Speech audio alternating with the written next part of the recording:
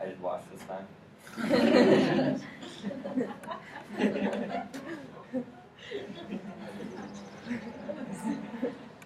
Okay. Hello, ich heiße Cam, wie ist dir? Hello, my name is Cam. How are you? While they say the same thing, they mean different things because of the language they're spoken in. Wie geht's dir is a genuine phrase used only when the person actually cares about how you are and almost always wants a real response. How's it going is a common greeting that doesn't always need an answer, except for a polite how are you or hey in return. This is a perfect example of how language reflects culture. So because of this, the German language is important to Germany through its citizens and through the communities created outside of Germany, and to me through my last name. German is important to Germany because it unifies the country and is a cultural identifier for the citizens.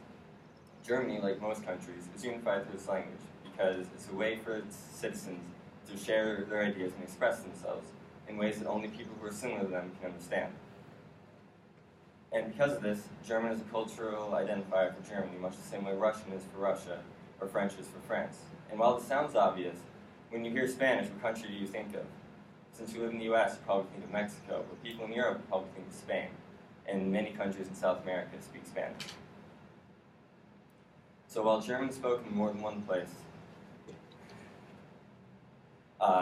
Germany is the most commonly thought of place where German is spoken.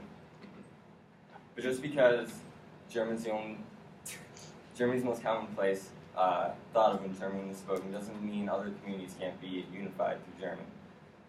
Both Austria and Switzerland speak German, and language is a very important part of how people identify themselves.